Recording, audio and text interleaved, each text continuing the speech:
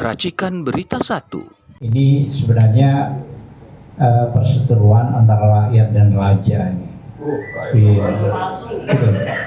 Jadi memang saya tidak pernah melihat sejak zaman Pak Karno sampai terakhir Pak SBY ini ada seorang presiden mencoba untuk mengkriminalisasi rakyatnya.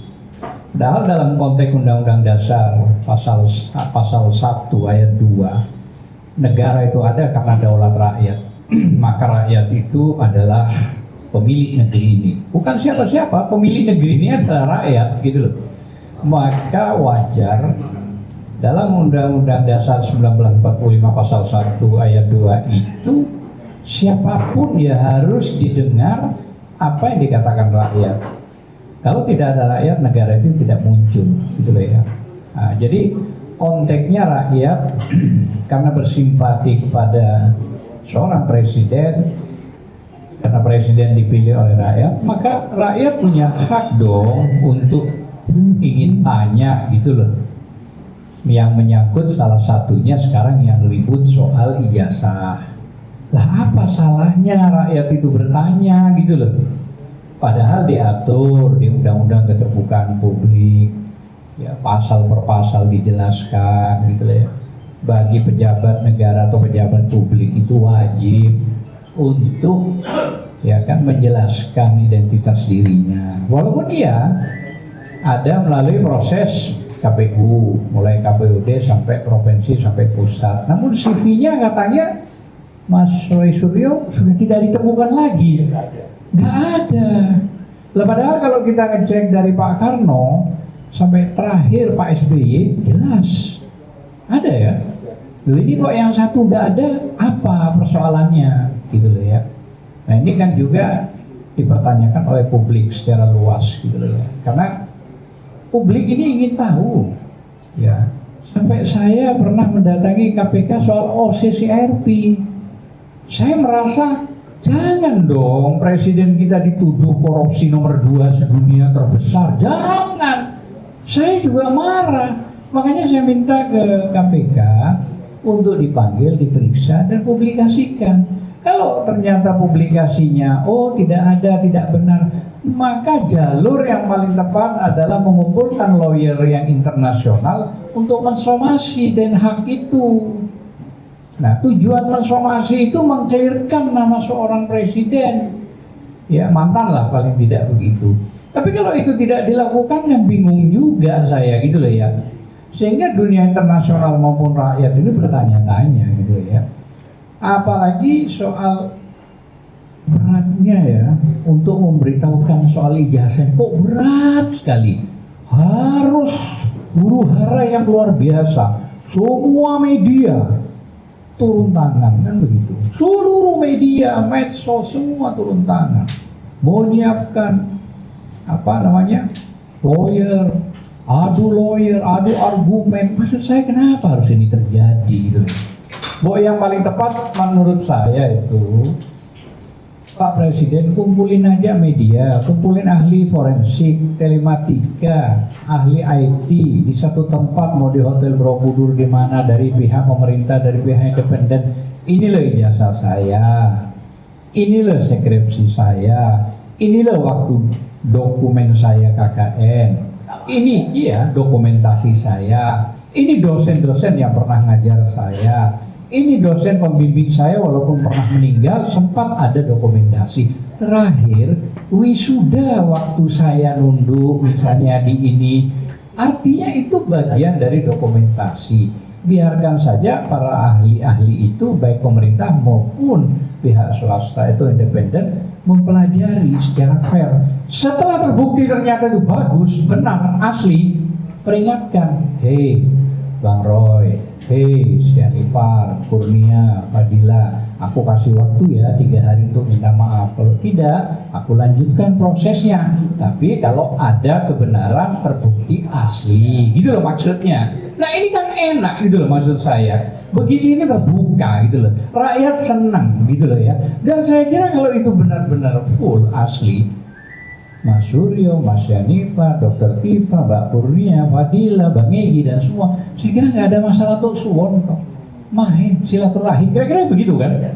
Kalau benar itu asli termasuk nanti pendukung MC-nya ada Mas Edi, nggak repot, gitu loh. Oke. Saya kira itu aja. Terima kasih. Assalamualaikum warahmatullahi wabarakatuh. Waalaikumsalam warahmatullahi wabarakatuh. Sebetulnya kalau urutan duduk, ini selanjutnya Mas Roy, tapi saya mau simpen dulu karena ini suka jeger di ujungnya. Kita loncat ke paling ujung juga ya, ke Mbak Kurnia Triwayani. Monggo. Bismillahirrahmanirrahim.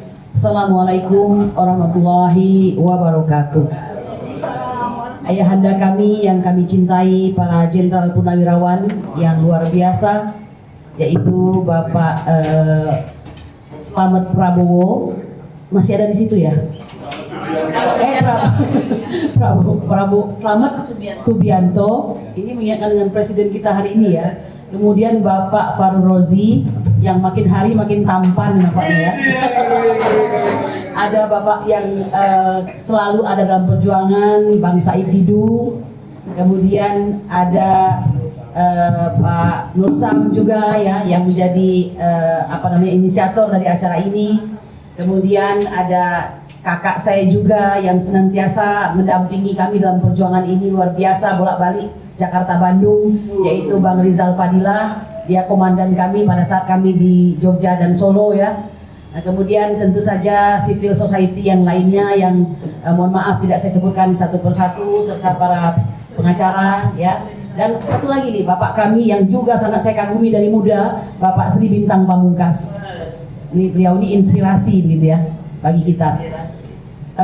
Saudara-saudaraku sekalian, dalam tayangan acara interupsi tadi malam, saya sempat beretorika ya dengan mengatakan bahwa dalam sistem yang kuat, orang jahat itu dipaksa untuk menjadi baik. Tapi dalam sistem yang lemah, orang baik pun dipaksa untuk menjadi jahat. Saya ingin mengatakan apakah totally terjadi seperti itu di Indonesia, saya tidak tahu. Akan tetapi yang dirasakan itu simptom atau gejala yang sangat keras ya. Ada satu kondisi di mana saya melihat norma-norma aturan itu dilanggar secara telanjang. Dan itu makin kami rasakan setelah kami mendapatkan status sebagai terlapor pada hari ini. Tadinya hanya berupa pendengaran, dengar-dengar dari orang begitu. Nah, tapi sekarang benar-benar merasakan. Saya ingin mengatakan demikian ya, tidak bermaksud untuk against atau menantang, tapi kita pada hari ini sedang belajar atau berpersepsi begitu. Ini harus dibicarakan, bukan soal takut atau tidak takutnya masuk penjara, tetapi mengapa kita harus masuk penjara kalau tidak harus masuk penjara ya. Yang harus masuk penjara itu adalah orang yang merupakan kriminal. Penjara itu bukan tempat orang yang punya tujuan yang berbeda. Tujuan saya adalah hidup sebagai seorang bangsa Indonesia, menjadi rakyat yang baik, serta berguna bagi dunia dan akhirat saya. Sedangkan orang itu bertujuan untuk memperkaya diri, membuat generasinya menjadi dinasti, serta memperkaya dirinya dan kroninya. Jadi saya kira dialah yang harusnya masuk penjara, bukan kita atau kami. Ya, nah oleh karena itu ini tidak bisa hanya menjadi sebuah wacana, tidak bisa menjadi sebuah angan-angan. Ya, saya sedang ingin mengatakan keheranan saya, apa yang sedang terjadi pada orang ini sehingga dia begitu kuat dan perkasa. Ya, apakah ini soal relasi uang semata dan relasi kuasa? Mungkin saja. Akan tetapi mengapa kita tidak meniru orang-orang yang hidup di masa lampau, yang hari ini kita menyebut mereka sebagai the founding father, yang kita sebut mereka sebagai pahlawan. Sebenarnya kita punya kesempatan untuk menjadi pahlawan di setiap masa. Nah, oleh karena itu saya tidak mau berpanjang-panjang ya. Saya ingin mengatakan dari klarifikasi saja sudah aneh. Klarifikasi itu tidak sama dengan panggilan. Harusnya bentuknya adalah ya klarifikasi. Jauh lebih santai, benarkah ini seperti ini Bu? Kami ingin tahu begitu. Hasilnya jangan paksakan untuk menjadi penyidikan begitu. Nah, ini seperti sebuah pesanan, dan tadi malam mungkin bagi ada yang menonton ya, saya sampai menyudutkan seorang peserta daripada program interupsi tersebut dengan karena dia sendiri yang keceplosan ya, kesannya dia itu adalah jubirnya kepolisian atau malah kayak keluarganya polisi begitu. Dan saya kira sebagai pengacara dia sudah banyak melanggar etika dan adab. Padahal adab dan etika itu ada di atas hukum, ya. Nah, jadi saya bukannya sok pinter, bukan sok berani, bukan. Natural saja. Jiwa saya memanggil bahwa ini harus dilawan, begitu, ya. Allahu Akbar. Allahu Akbar. Nah, Bapak Ibu sekalian, saya kira perjuangan ini tidak perjuangan kita semata. Siapalah kita, begitu ya. Ini sekali lagi bukan soal takut atau tidak takut, tapi soal unity, persatuan. Nah, hari ini saya mau mengatakan kami tidak pernah kecewa dengan TNI, ya. Itu sejarah membuktikan TNI ada selalu bersama kami, even sekarang purnawirawannya. Nah, oleh karena itu, selain kita bicara, saya inginkan bapak-bapak kami yang tercinta, Pak Slamet, kemudian Pak Farrozi, mohon Pak, berikan kami sebuah pencerahan. Sebenarnya negara ini kalau seperti mapping itu, kita ini berada di mana, begitu, kekuatan seperti apa, dan ada orang yang pernah berkuasa yang hari ini masih cawe-cawe ini, kira-kira bagaimana cara mengatasinya, ya? Karena ada indikasi-indikasi kejahatan itu, seperti jejak-jejak korupsi yang dilakukannya, ya, baik korupsi jabatan, korupsi dokumen, korupsi uang dan sebagainya. Dan bagaimana cara mengatasinya? Karena orang ini harus segera kita katakanlah atasi demi bangsa dan negara ini. Kami sangat mohon nasihat dari Bapak nantinya. Ya, untuk salah satunya jangan sampai 12, 15 atau 100 nanti ini seenaknya saja dikriminalisasi. Ya, demikian. Terima kasih. Assalamualaikum warahmatullahi wabarakatuh. Waalaikumsalam warahmatullahi wabarakatuh. Tepuk tangan meriah buat Ibu Kurnia Triroyani yang bukan berani, bukan sok berani, tapi natural aja dan memutuskan ini harus dilawan. Oke. Oh, buat Om Al-Katiri saya kasih tugas. Ini kan polisi kan sebetulnya banyak aturan yang menjadi panduan buat dia. Dari mulai undang-undang kepolisian, Pak Jenengan kemarin udah jelaskan waktu dengan Dr. Tipa dan kawan-kawan. Lalu ada Perkapolri juga dan sebagainya. Pertanyaan saya, mereka punya aturan buat mereka, jadi kenapa mereka tabrak terus? Itu kenapa sih? Apa merasa mereka super body, tidak ada yang mampu menandingi, mengawasi atau bagaimana? Monggo silakan. Ya, bismillahirrahmanirrahim. Assalamualaikum warahmatullahi wabarakatuh. Terima kasih saya diundang kemari sehingga bisa berbagi lah. Karena saya juga di lapangan, juga di sebagai lawyer yang mana mengikuti semua proses. Pertama-tama, kalau menurut saya terlalu ringan itu melanggar Perkap. Menurut saya Undang-Undang Dasar 45 konstitusi kita dilanggar. Baik oleh kepolisian, baik oleh UGM maupun oleh KPU. Karena jelas di pasal 28F itu jelas bahwa semua warga negara setiap warga negara berhak untuk berkomunikasi, mendapatkan informasi, bahkan mengakses informasi publik. Dan itu aplikasinya, juklaknya itu di Undang-Undang Keterbukaan Publik. Itu jelas, yaitu Undang-Undang 14 tahun 2008. Itu jelas mengatakan pasal 1 ayat 3, karena saya suruh bicara undang-undang, tapi ini untuk bukannya untuk berdialog undang-undang, tapi memberikan informasi. Pasal 1 ayat 3 Undang-Undang 14 2008 itu untuk informasi keterbukaan publik itu menyatakan bahwa yang dimaksud lembaga publik, yang dimaksud badan publik itu eksekutif, yudikatif, legislatif, dan lembaga-lembaga negara lainnya yang dananya didapat dari APBN, baik sebagian maupun keseluruhan. Itu adalah lembaga publik. Pertanyaan saya, UGM dapat dana nggak dari APBN? Kan atau yang dulu kalau SMA itu BOS ya kan, dan bantuan operasional. Kalau itu bantuan operasional perguruan tinggi, BUPT kalau nggak salah. Ingat ya, keseluruhan atau sebagian. Pertanyaan saya yang kedua, KPU itu dapat dana nggak? Dapat. Berarti dua lembaga itu adalah lembaga publik. Itu perlu ditekankan.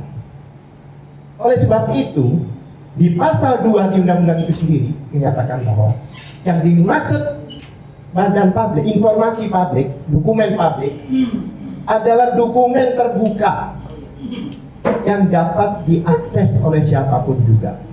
Itu undang-undang yang bicara. Tadi konstitusi pasal 28 jelas ya. 28F. Pasal 4 menyatakan setiap warga negara, setiap masyarakat berhak untuk mengakses atau mendapatkan informasi publik tersebut. Berarti apa kesimpulannya? Jelas-jelas KPU dan UGM ini adalah melanggar konstitusi dan undang-undang. Sebenarnya tidak ada kesalahan teman-teman, tidak ada. Tidak ada pelanggaran hukum yang dilakukan oleh mereka. Tidak ada. Bahkan mereka selalu berargumentasi pasal 17 Undang-Undang Keterbukaan Publik itu. Memang iya, untuk pendidikan sistem tertutup, kata tidak boleh terbuka. Tapi di pasal 18 dibuka kembali. Untuk ayat 2A ayat 2A dan B. Yang A mengatakan, ya kan, bisa dibuka atas persetujuan dari yang bersangkutan. B atau ini bukan kan ya kan, harus dibuka jika itu merupakan pejabat publik. Jadi sebenarnya dibuka lagi di situ. Jadi kesimpulannya itu sudah tertutup. Tidak ada diargumentasikan di dialog tersebut. Pasal 17 ya kan, baca pasal 18 ya itu dibuka kembali. Itu jelas. Makanya saya berani katakan bahwa baik. Nah, ini masalah polisi sekarang. Itu baru apa tadi? UGM. Sekarang kepolisian. Kepolisian itu nampaknya hanya berfokus pada KUHP dan KUHAP. Nampak. Dia lupa bahwa ada undang-undang lain, yaitu Undang-Undang Nomor 31 Tahun 2014, yaitu tentang adalah perlindungan saksi dan korban. Saksi dan korban. Di situ jelas pasal 10-nya menyatakan jika ada yang melaporkan lebih dulu, jika ada yang mengadukan lebih dulu, maka tidak boleh dilaporkan balik. Undang-undang yang berbicara, bukan kata saya, kata undang-undang. Siapa yang nggak boleh dilaporkan? Satu, pelapor. Dua, saksi-saksi yang dipersiapkan. Tapi di situ ada dengan itikat baik, jangan lupa itu, dengan itikat baik. Oke, sekarang saya buka itikat baiknya. Pada saat Egy Sujana dan teman-teman membela Bambang Tri dan Gus Dur, yang seharusnya jaksa menghadirkan itu karena mereka bilang siapa yang menuntut, dia harus menunjukkan. Itu tapi tidak ditunjukkan. Bahkan saya dengar hanya kopinya, tidak ada aturan. Dalam persidangan menunjukkan kopinya tidak ada aturan. Memang kadang-kadang dileges, tapi harus dibawa aslinya. Itulah sebenarnya awal-awal kenapa TPU datang, karena sudah tidak tembus ke UGM, tidak tembus di KPU, datang ke sana bersurat ke UGM resmi TPUA itu, bersurat resmi. Bahkan karena rombongannya banyak, aturan itu semua dilakukan prosedur itu, yaitu dengan memberi pemberitahuan kepolisian. Ketok pintu dan diterima oleh tuan rumahnya itu. Di UGM diterima oleh rektor dan dekan, kalau nggak salah ya, wakil rektor dan dekan, ya kan? Kemudian di Jokowi pun juga diterima. Beliau ini juga ikut masuk. Iya. Dijanjikan akan disiapkan. Iya, katanya dijanjikan. Itu saya proses hukumnya aja, bahwa kehadiran orang-orang ke sana itu santun. Memang dikawal dengan YouTube ya, karena untuk menginformasikan. Jadi kalau dikatakan ada mens rea, tidak ada. Datangnya dari itikat baik. Nah, itu ditolak. Oleh sebab itu, sampai saat ini kawan-kawan baik itu LSM maupun dari Purnawirawan, tolong ajukan, tolong bantu kami untuk beraudiensi dengan kepolisian mempertanyakan ini. Karena pada gelar kemarin dikatakan gelar khusus ini kita adakan salah satu pertimbangannya karena ini sudah merupakan isu nasional. Itu dikatakan dalam gelar. Berarti ini bukan masalah murninya bangsa, dia sudah masalah bangsa Indonesia. tapi minta bantuan kawan-kawan untuk mempertanyakan, untuk beraudensi ke Kapolri untuk mempertanyakan hal itu. Terima kasih. Oke, makasih banyak. Tepuk tangan yang meriah buat Jagoan untuk Mas Roy, saya ada pertanyaan dikit ya. Ini kan banyak siaran langsung, termasuk saya nih ya. Ini ada termul nulis begini. Sebentar lagi Piala Dunia 2025, woi kalian ini kok masih ngurusin ijazah aja, dasar tolol, kata dia begitu. Menurut saya yang tolol malah dia. Ini ijazah bukan Jokowi tukang cendol kan, begitu kan? Iya. Kalau ijazah Jokowi tukang ngepot nggak ada urusan kita kan? Coba nih sekarang, tapi kalau mau ngomong yang lain monggo juga, monggo silakan. Biar karena saya merasa saya tuh pendek ya, nggak kelihatan, izin saya berdiri. Bapak Ibu yang saya hormati, Assalamualaikum warahmatullahi wabarakatuh.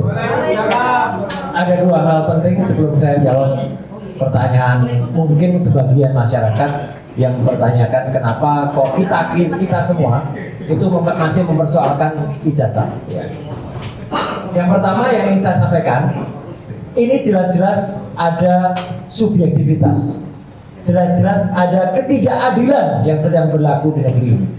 Dan ketika sore ini kita menitip pesan kuat kepada Pak Presiden yang kita hormati, Pak Prabowo Subianto, harap diketahui bahwa sekarang di bawah pemerintahan Pak Prabowo terjadi ketidakadilan dan itu nyata. Makanya kita minta Pak Prabowo kenapa harus tahu, kenapa harus turun tangan, karena jelas sekali satu contoh yang sangat menyolok. Ketika Pak Egy Sujana melaporkan ke Bareskrim, kita sudah tahu 9 Desember 2024 waktu itu, dan saat itu prosesnya lambat sekali. Dan ketika kemudian itu masuk hanya sebagai dumas atau pengaduan masyarakat. Dan ketika kemudian ada laporan tanggal 30 April, 30 April betul, di Polda Metro Jaya, baru yang ada di Bareskrim kelihatan didekatkan. Dan ketika itu kita tidak bisa menduga kesehatan dari Bang Egy waktu itu sedang kurang baik. Beliau dirawat di sebuah rumah sakit di Malaysia. Dan saat itu Bareskrim mengundang Bang Egy untuk didengarkan selaku pelapor. Beliau memang tidak mungkin datang karena ada di rumah sakit. Kita tahu semua, ada fotonya banyak beredar, sedang ada selak infus dan lain sebagainya. Keterangan dokter juga ada dan jelas lah kalau itu bukan main-main. Ternyata apa? Bareskrim malah menyebut Bang Egy Sujana mangkir. Kemudian itu disampaikan pada saat konferensi pers di Bareskrim tanggal 22 Mei. Dipanggil 2 kali mangkir, maka itu sama saja dengan mengabaikan atau mereka Bareskrim itu merasa ini tidak serius. Jadi ini sangat-sangat menyakitkan bagi kita. Saya memang tidak terkait langsung dengan TPUA, tapi saya adalah termasuk salah satu saksi atau ahli yang nanti akan dimintai bantuan oleh TPUA, sehingga saya pun berempati dan bersimpati terhadap teman-teman TPUA yang dikriminalisasi. Saya katakan TPUA dikriminalisasi karena ternyata saya dengar ketika didengar keterangan di Bareskrim malah ditanya status badan hukumnya apa, kemudian ditanya lagi akte pendiriannya dan lain sebagainya. Nah, kejadian yang sangat mencolok terjadi 2 hari yang lalu.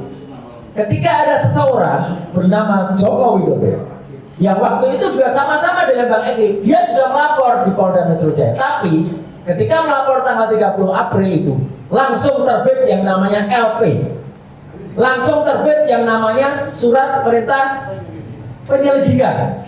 Ini luar biasa. Sedangkan yang satunya TPUA itu masih bersifat dumas. Yang lebih mencolok lagi, ketika kemarin diperiksa, Joko Widodo yang 2 hari juga sebelumnya teriak-teriak dengan sangat lantang di sebuah kongres partai gajah, partai gak punya ijazah itu, ya. Ternyata menyatakan dia tidak bisa hadir karena ada keterangan dokter. Padahal kita tahu semua, mata waras kita melihat Joko Widodo masih bisa jalan melenggang, tidak ada infus. Tapi Polda Metro Jaya sowan ke Kota Solo. Dan ini belum berhenti ceritanya. tidak hanya diperiksa di Polresta Solo, di kantor Polres, tapi lihat ruang pemeriksaannya. Luar biasa mewah, dengan sofa, dengan kursi yang sangat empuk tebal, dan itu adalah ruang lounge Polresta Surakarta. Jadi yang namanya lounge itu biasanya untuk penerimaan tamu, bukan seseorang yang diperiksa. Ini luar biasa. Seseorang yang pernah dijuluki Raja Jawa ini, palsu tapi ya, Raja Jawa ini, itu melakukan itu. Nah, jadi berbekal itu, yang kedua, saya dan teman-teman, terima kasih Mas Ian juga tahu waktu itu, kami juga sedang ke Jogja dan dalam proses untuk melakukan pendekatan dengan semua layer. Hari ini terima kasih senior-senior kita dari Purnawirawan TNI itu memfasilitasi dan akan mendorong ini. Jadi itu langkah kita. Langkah yang pertama, kita akan kondisi semua unsur masyarakat akan bergerak. Besok hari Minggu, insya Allah ada seorang keturunan raja juga. Memang bukan dari Jogja, tapi dari kota lain yang akan ikut memberikan statement dan dukungan kepada kita. Ya, itu kita pakai pendekatan adat istiadat budaya. Dan yang kita tunggu dari Jogja, saya sedang menunggu tanggalnya. Itu yang pertama. Jadi kita akan lawan dengan raja beneran.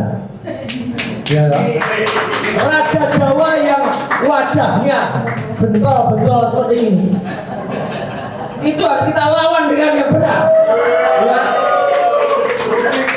Ini raja palsu. Dan yang kedua, saya mohon betul ini kepada senior-senior dari Purwan TNI. Baru beberapa jam yang lalu, saya bocorkan RRT. Nah, yang satunya R-nya mungkin bukan respon. Kami baru saja diterima oleh seorang aktif dari militer bintangnya 2. Dan beliau masih menjabat dan punya posisi yang strategis di Republik ini. Saya belum bisa cerita beliau siapa. Kami diminta TNI, kami diminta presentasi, dan presentasi yang kami sampaikan itu adalah presentasi persis seperti yang ada di gelar perkara Barreskrim, tapi sudah kami update dengan temuan ijazah-ijazah yang kami terima dari kakak-kakak angkatan. Beliau insya Allah akan mencoba juga, jadi selain purnawirawan, beliau akan mencoba menyampaikan masukan ini karena beliau ini menjabat sebagai seorang yang punya kedudukan posisi penting di Republik ini. Ya, strategi. Saya mohon maaf belum demi keamanan kami semua, tapi RRT-nya sudah saya sebut ya. Gak apa-apa ya. Jadi RRT ya gitu. Lu R yang satu kan ada di Jogja. Betul, ya Mas Ian ya. Tapi R yang ini ada di Jakarta. Nah, siapa itu? Nah, jadi teman-teman semua, aktivis semua, mari kita terus berpegang tangan. Mari kita terus bergandengan tangan. Saya jujur saja, bisa jadi di antara kami-kami ini, di antara kita-kita ini, tentu nggak ada yang sempurna. Pasti ada yang sedikit slack atau apa. Tapi saya juga berusaha betul untuk terus menjalin kebersamaan. Jadi mohon maaf kalau saya kadang-kadang saya pas gak bisa datang kayak kemarin di Nusantara TV, Garuda TV, saya langsung waktu itu minta tolong Pak Alkatiri. Gitu. Mungkin di antara tim besar, loh kan tim besar juga sudah sering muncul di TV One. Jadi gantian, gitu loh maksud saya. Ya, jadi kita tetap terus kompak. Dan itu jawaban saya Pak Edi. Kenapa kita terus tetap mengulik soal ini? Sudah ada Piala Dunia. Kita masih waras, Mas. Itu jawabannya. Jadi kalau kita masih waras, tentu saja kita masih bisa berpikir kritis untuk apa? Menyoal soal subjektivitas tadi, menyoal soal diskresi yang digunakan secara tidak tepat oleh rekan-rekan kepolisian, menyoal soal ketidakadilan yang terjadi di rezimnya Pak Prabowo sekarang. Jadi kita ini demi mengamankan Pak Prabowo, gitu loh. Jangan sampai nanti tuduhan di luar, justru di pemerintahnya Pak Prabowo itu setidaknya ada 3 yang dikriminalisasi. Yang pertama adalah ulama, karena dari 12 orang itu ada 3 klaster. Yang pertama adalah klaster sahabat-sahabatku yang dari ulama. Ya. Yang kedua klaster peneliti, kami bertiga. Dan yang ketiga klaster media, kayak Mas Ian dan kawan-kawan ini, Mas Ian, Babe Aldo, Pak Abraham Samad termasuk klaster media, ya, dan juga Bang Babe Albi. Itu sangat buruk sekali bagi negara, dan itu akan sangat tercatat nanti dalam laporan kita yang kita sampaikan secara internasional. Kalau Indonesia di rezim ini justru malah mengkriminalisasi media, peneliti, dan ulama. Jadi itu yang harus kita lawan. Jadi saya juga berterima kasih semalam Bu Kurnia ini sangat cerdas sekali, luar biasa, melawan orang ya sebenarnya orang itu harus masuk loh, harus dieksekusi dia tuh masih harus masuk 1 tahun 6 bulan dalam sebuah perkara yang sudah inkrah. Tapi dan saya mendengar fitnah ya, saya mendengar dengan sangat kejam sekali semalam. Tujuan mereka tuh satu, memenjarakan kami semua. Padahal ini jujur ya, saya jujur saja. Kalau dugaan kami, ya saya tadi tanya oleh Pak Jenderal itu ya tadi siang itu sebelum Jumatan, Mas, kalau Anda mau tujuan Anda memenjarakan Pak mantan Presiden, saya jawab sejujurnya demi Allah, Bapak dan Ibu semua, kami hanya ingin kejujuran saja. Ya, ijazah itu palsu, skripsi itu palsu, udah itu saja. Perkara dia mau diapakan, saya serahkan kepada para teman-teman hukum. Itu aja. Nggak ada kepentingan kami untuk memenjarakan dia. Tapi kalau memang akibat hukumnya harus penjara ya sudah. Gitu. Jadi ya itu tanggung jawabnya, gitu Pak Edi. Jadi artinya, insya Allah Bapak dan Ibu kita masih waras untuk terus berteriak. Dan sekali lagi terima kasih untuk semuanya. Nanti malam insya Allah saya bersama Mas Ahmad Rosidudin bersama melawan dari sana ada Gamanik ya. Kemudian ada juga Rifai, ya, dan ada orang di tengah, tapi moga-moga nggak terlalu ke tengah dia, ya, yaitu siapa namanya? Pengamat sosial yang kemarin sering muncul. Nanti malam ada di Kompas TV jam 8:30 2 arah. Jadi sekali lagi terima kasih untuk semua media yang terus membersamai, dan insya Allah kita terus bersama karena kita percaya kita bukan yang disebutkan Allah Subhanahu Wa Taala selalu bersama kita. Terima kasih. Wassalamualaikum warahmatullahi wabarakatuh. Kita lawan Raja Jawa ini. Woi, Raja Jawa kita lawan. Palsu. Raja Jawa palsu. Raja Jawa palsu. Oke. Palsu. Terima kasih Mas Roy. Sekali lagi pos yang punya buat Roy Suryo. Sedikit lagi tuh, 2 detik ya. Pernyataan sikap aktivis civil society dan forum purnawirawan prajurit TNI, hentikan kriminalisasi aktivis. 1. Bahwa isu dengan ijazah dugaan ijazah palsu Joko Widodo terus menggelinding, bahkan terasa semakin gaduh. Dia sendiri tidak memiliki kesadaran untuk menunjukkan ijazah tersebut ke hadapan publik, apalagi kesediaan untuk menguji keasliannya. 2. Patut diketahui bahwa ijazah palsu saudara Joko Widodo dimulai karena adanya dugaan skripsi saudara Joko Widodo adalah palsu. Dengan demikian dapat dipastikan ijazah saudara Joko Widodo adalah palsu. 3. Bahwa proses pelaporan Joko Widodo di Polda Metro Jaya dengan tuduhan pencemaran nama baik dan fitnah atas beberapa aktivis ternyata bergerak dengan cepat. Ini penyelidikannya sudah meningkat ke tahap penyidikan. 4.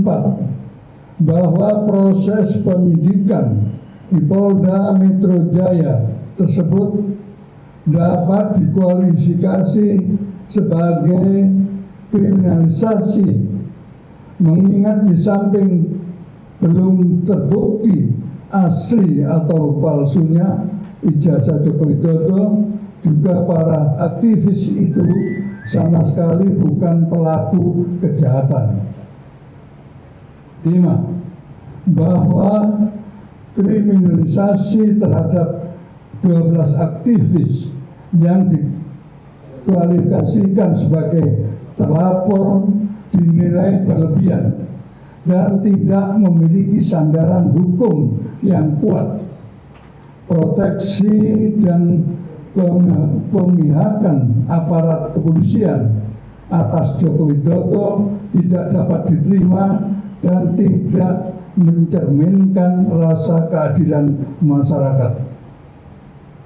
6. Bahwa tanpa kepastian hukum atau terjadi kriminalisasi, maka negara berada dalam situasi genting. Artinya persoalan sederhana telah berubah menjadi kompleks. Joko Widodo dan keluarga adalah sumber dari segala sumber dari malapetaka tersebut.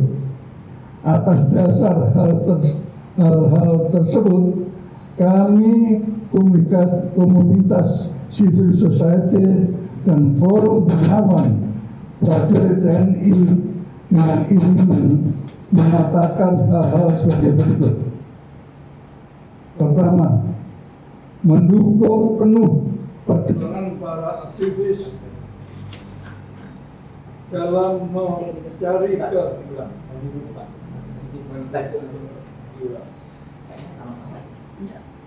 Cek situ.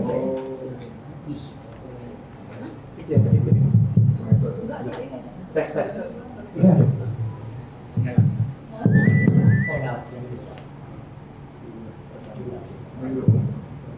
Pertama, mendukung penuh perjuangan para aktivis dalam mencari kebenaran atas dugaan ijazah palsu Joko Widodo dan siap membersamai seluruh proses penegakan hukum. Kedua, mendorong Barreskrim Mabes Polri untuk menuntaskan pengusutan dengan perbuatan Bluetooth mode. Lanjut. Ya. Satu, dua.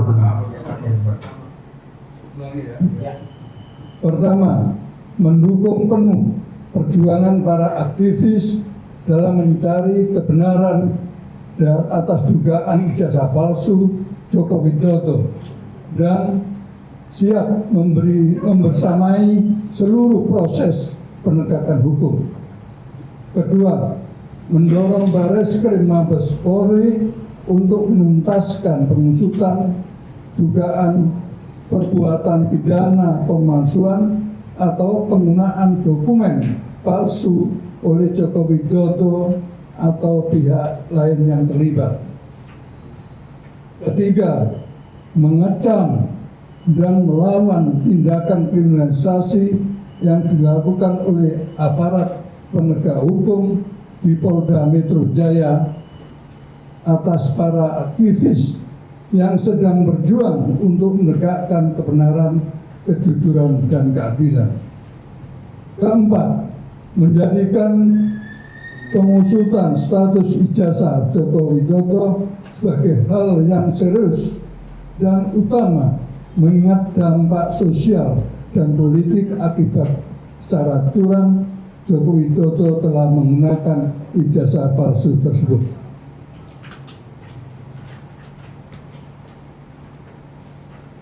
Kelima, menghimbau elemen civil society dan purnawirawan TNI lainnya untuk bersama-sama berkontribusi dalam perjuangan memulihkan kedaulatan rakyat dan kedaulatan hukum yang kini telah tercabik-cabik. Demikian pernyataan sikap civil society dan Forum Purnawirawan Prajurit TNI disampaikan sebagai wujud dari rasa cinta tanah air dan upaya untuk membangun pemerintahan yang baik, good governance. Semoga Tuhan Yang Maha Esa senantiasa memberikan, memberkahi dan memudahkan serta menolong bagi suksesnya perjuangan ini. Jakarta 25 Juli 2025. Aktivis civil society dan Forum Purnawirawan Prajurit TNI. Terima kasih. Terima kasih.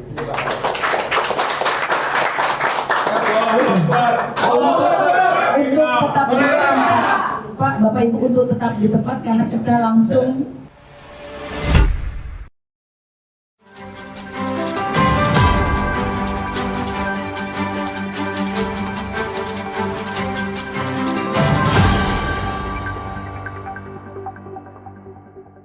Racikan Berita 1.